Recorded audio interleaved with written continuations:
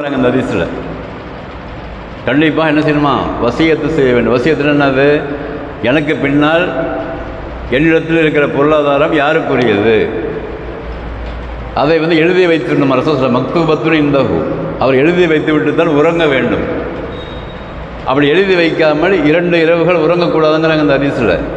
அப்போ என்ன அர்த்தம்னு சொன்னாக்கா, பொருளாதாரம் கொடுக்கப்பட்டவர்கள் அதிகமாக பயந்து கொண்டு வாழ்நாளில் நாம் வாழும்போது அல்லாஹ் சொன்ன மாதிரி அதை செலவு செய்ய வேண்டும். நம்பர் 1. அதற்கு பிறகு தன்னுடைய மௌத்துக்கு பிறகு அந்த பொருளாதாரம் யாராருக்கு சேர வேண்டும் என்று எழுதி வைத்திருக்க வேண்டும். எப்படி அதை எழுதி வைக்கும் பொழுது முரண்பாடு இருக்கக்கூடாது. நம்ம இஷ்டத்துக்கு எழுதி வச்சிட முடியாது. இந்த ஹதீஸ் மூலம் நமக்கு என்ன கிடைக்கிது, எழுதி வைப்பது என்று சொன்னால் அல்லாஹ் ஏற்கனவே சொன்ன மாதிரி உள்ள பாக பிரிவினை பிரிக்க வேண்டும். ஆணுக்கு 2 பங்கு, பெண்ணுக்கு 1 பங்கு, அம்மாவுக்கு 1 6 பங்கு, இப்படிலாம் இருக்கு இல்லையா. அல்லாஹ் சொன்னான் இல்லையா, அதை பற்றி பேசப்படல இங்கே.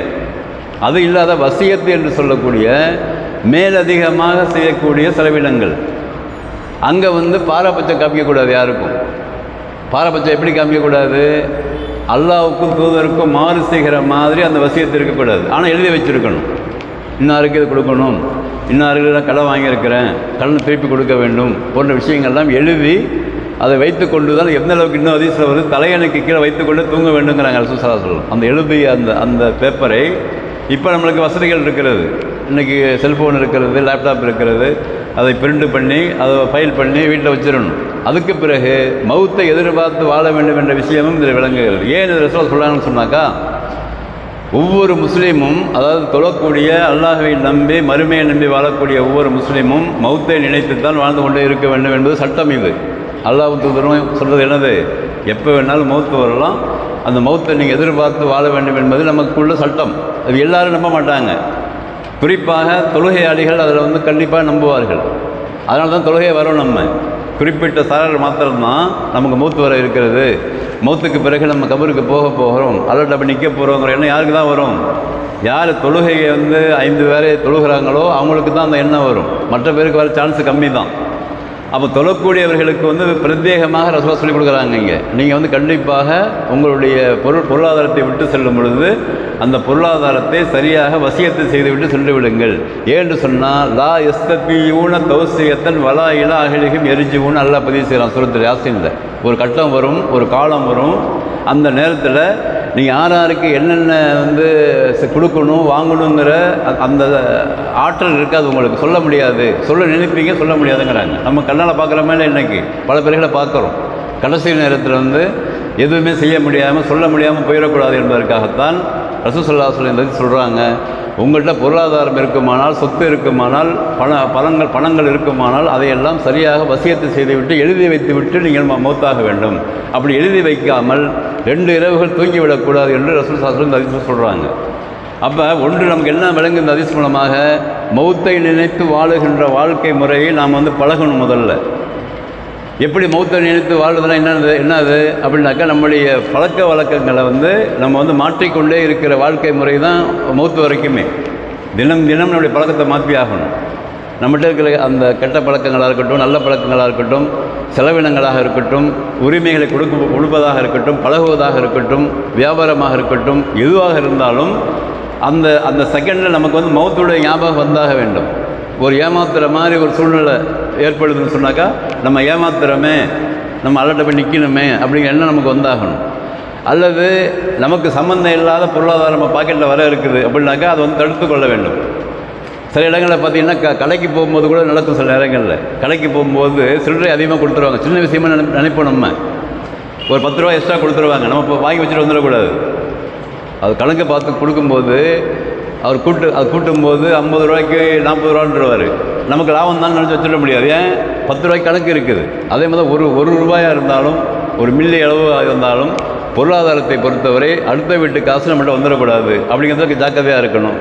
அதுக்கு பிறகு நம் சம்பந்தமான விஷயங்களை குடும்பத்தில் டிக்ளேர் பண்ணிடணும்.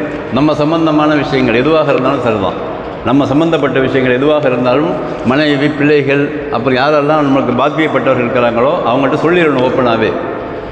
எந்த அளவுக்கு சொல்லணும்னு சொன்னாக்கா, நம்முடைய ஃபோனில் இருக்கிற ரகசியங்கள் இருக்கக்கூடாது. முதல்ல ரகசியங்கள் இருப்பதால் தான் நம்ம வந்து பாஸ்வேர்டு போட்டு வச்சுக்கிறோம். இப்போ நம்ம மூத்தாலும் யார் அதை ஓப்பன் பண்ணுறது? அதுக்குன்னு திருப்பி அலையணும் அவங்க. அதுக்கு பிறகு பேங்கில் இருக்கிற பணம், அதோடைய பொருளாதாரத்தில் எவ்வளோ பேலன்ஸ் இருக்குது, அதுக்கு சொத்துக்கள் என்னென்ன இருக்குது, இவைகள் எல்லாம் நம்ம சரியாக அவங்க மக்கள் எல்லாருக்கும் தெரியணும். குடும்பத்தில் இதெல்லாம் சொன்னால் மிஸ்யூஸ் பண்ணிடுவாங்களேன்னு நம்ம நினைப்போம். சில பேர் நினைப்பாங்க அப்படி. மனைவிகிட்ட போய் பர்சனலாக சொன்னோம்னா அவன் மனைவி வந்து மிஸ்யூஸ் பண்ணிடுவா, பிள்ளைங்கள்ட்ட வந்து எப்படி சொல்ல முடியும் எல்லாத்தையும். அப்படி தான் பழகணும். அப்படி பழகுகிற ஒரு குடும்பத்தை தான் ரசூலுல்லாஹ் காமிச்சாங்க. எந்த ஒரு ரகசியமும் ரசூலுல்லாஹ்ட்டையும் இல்லை, மனைவிமார்ட்டையும் இல்லை. எல்லாம் ஓப்பனாக டிக்ளேர் பண்ணிட்டாங்க. எல்லாம் வெள்ளை அறிக்கை தான். அதுமாதிரி குடும்பத்துக்குள்ளே நம்மை பற்றி வந்து முழுமையாக வெள்ளை அறிக்கை முதல்ல இருக்கணும். நான் யார், என்கிட்ட உள்ள பொருளாதாரம் எவ்வளவு, நான் என்னென்ன யார்கிட்ட என்னென்ன வச்சுருக்கிறேன், என்னென்ன கடன் வச்சுருக்கிறேன், அதெல்லாம் வரும். அதெல்லாம் இருக்கணும். அது இல்லைன்னு சொன்னாங்க தான் பாதிப்பு ஏற்படுது. சில நேரங்களில் பார்த்திங்கன்னா ஆண்கள் மவுத்தாக இருப்பாங்க, வேறு ஒரு குடும்பமே வந்து நிற்கும். நான் பார்த்துருக்கேன். நம்மளுடைய அனுபவத்தில் எங்கேயோ மேரேஜ் பண்ணியிருப்பார், அங்கே ஒரு 2 பிள்ளை இருக்கும். கேரளாவிலேயோ அல்லது கல்கத்தாவிலேயோ அல்லது தஞ்சாவூர்லேயோ எங்கேயோ. இவர் மௌத்தாயிருவார். அவங்க குடும்பத்தோட பிள்ளையை கொண்டு குஞ்சு வந்துடுவாங்க. இங்கே மௌத்தான இடத்துக்கு எனக்கு வீட்டுக்காரர் சொல்லி ஆதாரம் காமிப்பாங்க. இப்படிலாம் இருக்குது. அப்போ ரகசியங்கள் வந்து இருக்கக்கூடாது. ஒரு முஸ்லீமுக்கு வந்து ரகசியங்கள் இல்லாமல் வெளிப்படையாக குடும்பத்தில் பேசி, மனைவி இடத்துல பேசி, பிள்ளைகள் இடத்துல வந்து காமனாக எல்லாருக்கும் நம்ம வந்து பேசிக்கணும். பேசி நம்மளை பற்றி எல்லா விஷயங்களும் எல்லாருக்கும் தெரிஞ்சிருக்கணும். அப்போ தான் வந்து நம்ம மௌத்தான பிறகு கூட எந்த விதமான கஷ்டமும் இருக்காது. அதைத்தான் ரசூலுல்லாஹ் சொல்கிறாங்க, வசியத்து செய்யாமல் நீங்கள் 2 இரவுகள் தூங்கி விடாதீர்கள் என்று சொல்கிறாங்க ரசூல் ஸல்லல்லாஹு அலைஹி வஸல்லம். இப்படி ரசூல் ஸல்லல்லாஹு அலைஹி வஸல்லம் சொன்ன இந்த அறிவுரைகள் மூமின்களுக்கு வந்து பயனளிப்பதாக இருக்கிறது என்று விளங்க வேண்டும். அது எந்த அளவுக்கு வாசகம் வருதுன்னு சொன்னாக்கா, மா ஹக்கு மிரியின் முஸ்லீமின்னு வருதுங்க. முஸ்லீமான எந்த மனிதனுக்கும் 2 இரவுகள் தூங்கக்கூடாது, எழுதி வைத்து விட்டு தான் தூங்க வேண்டும் என்று ரசூலுல்லாஹ் சொல்கிறாங்க. அந்த அடிப்படையில் நம்ம இந்த ஹதீஸ் அடிப்படையில் வாழ்வதற்கு வந்து நம்ம முயற்சி செய்ய வேண்டும். எந்த விதமான ரகசியங்களும் மௌத்துக்கு பிறகு நமக்கு இருக்கக்கூடாது. அது வந்து கண்டிப்பாக நம்ம ஞாபகம் வச்சுக்கணும். நம்மளை பற்றிய ரகசியங்கள் அது எதுவுமே இருக்கக்கூடாது, மூடலாக இருக்கக்கூடாது. நம்ம போனாலும் நம்முடைய பணிகள் செய்கிற மாதிரி பின் தோன்றல்களை விட்டு செல்ல வேண்டும். வீட்டிலும் சரி, மற்ற பணிகள் செய்கிற மார்க்க பணி செய்கிறோம் அப்படின்னா கூட அந்த மார்க்க பணி நம்ம இல்லைன்னா கூட நமக்கு பிறகு அடுத்த நாளே வேற ஆள் வந்து அதை கண்டினியூ பண்ணுற மாதிரி இருக்கணும். அந்த அளவுக்கு ட்ரைனிங் கொடுத்து விட்டு செல்ல வேண்டும்.